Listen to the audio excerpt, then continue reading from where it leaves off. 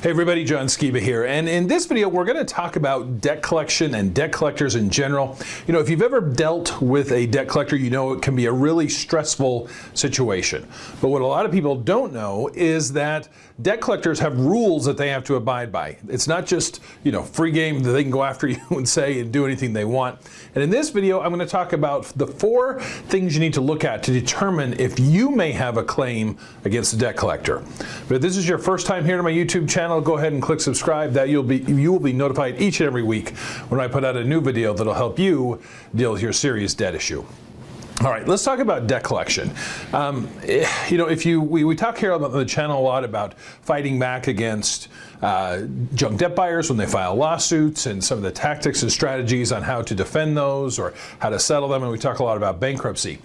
Right along with that is just debt collection in general. Usually those are the end events of years of debt collection, of calls and of letters. And I hear a lot of stories from clients and from people on the YouTube channel that really just endure a lot of abuse. And unfortunately, a lot of people think that they just have to endure it.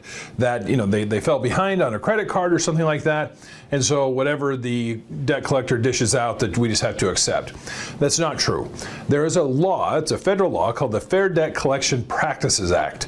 The acronym for it, or the abbreviation for it, is FDCPA. So under the FDCPA, this is a bunch of rules that tells debt collectors what they can and can't do when trying to collect a debt against you. And if you are in a situation where you feel like a debt collector is being abusive, I'm going to give you 4 criteria that you need to look at to determine if you may be able to turn the tables on the debt collector and pursue them for their wrongful conduct towards you.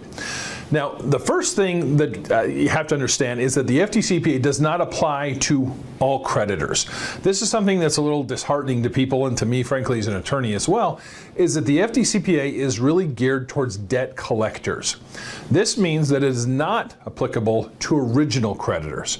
So if you have a credit card with Wells Fargo, and they're calling you and they're saying horrible things, or you feel like they're being abusive in the way that they're calling you, the times of day they're calling you, they're calling a friend of yours or a relative or whatever, there's likely not an FDCPA claim there, because if you took the account out with them, they're the original creditor, and original creditors do not have to adhere to the terms of the FDCPA. Now, there may be other claims that you may have against them, so it's always worth talking to an attorney to see if there are claims that you can pursue. But under the FDCPA, if they're not a debt collector, essentially a hired gun, and debt buyers fall into this category as well. That's one thing that's important to understand.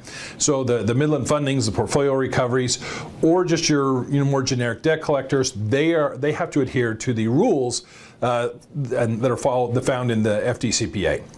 So that's the first thing you need to ask yourself. Is this a debt collector or is it an original creditor? If it's a debt collector, then we can go to the next criteria, and we have to really look at you. We have to determine, are you a consumer?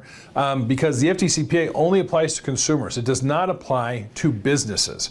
So if it's a company, a company debt that they're trying to collect on, that's not applicable. There has to be a consumer, there has to be you, an individual, that they're going against. So the first one, they have to be a debt collector. 2, there has to be a consumer involved. The third thing, there has to be a consumer debt. This kind of piggybacks on the last one a bit, in that if it's a business debt, the FDCPA does not cover it. So if you have a credit card and it's in your business name, it's, you know, that's on the cover of the credit card, that's not going to be covered under the provisions of the FDCPA. And it even goes a little bit further than that. If you have a personal card that you have used for business, so if we look at your monthly statements and all the charges on there are for business use, then it's likely the FDCPA doesn't apply. However, if it's just your run-of-the-mill credit card, medical bill, that kind of thing, if that's the type of debt it is, that you as a consumer use it for family and home use, then you're fine. You're covered under the FDCPA.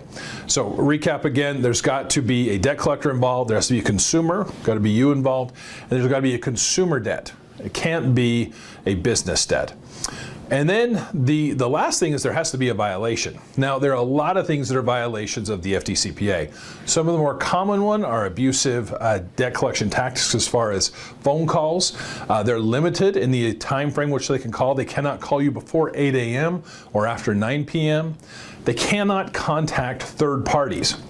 So if they're calling you at work, if they're calling you at, like a brother-in-law, or they're calling your parents or whatever it is, unless they're on the loan themselves, they cannot share your personal information about the debt with those individuals. Now, sometimes they'll try to get around it. There's a little loophole in the FDCPA that allows them to contact third parties to get information on where you're located. The issue with that in today's world with the internet and skip tracing and all the information that social media has put out there, it's highly unlikely that they don't already have all of your information. And so it's not usually a genuine excuse for them to say they can contact your employer or contact a family member. They're just really trying to put pressure on you to pay the debt. So if you find yourself in a situation where you're like, this just doesn't feel right, if the debt collector is using profane language when they contact you, if they're calling multiple times, and hanging up, that kind of thing, we see that. There's a lot of different avenues which we can look at to determine if that debt collector is following the law as it's written.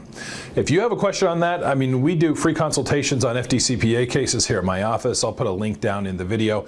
I'm happy to talk to you and see if it's something where you could pursue them, because the FDCPA allows you to get up to $1,000 in statutory damages to recover any actual damages that you have incurred, as well as attorney's fees and costs. And so because of that, we typically handle those cases on a contingency, meaning that we don't charge you anything up front to take the case, and we make the debt collector pay us as the statute requires. So if we can be of help, feel free to give us a call. I'll put my phone number and a link down there for our website. I'd be happy to help you. Thanks for watching today.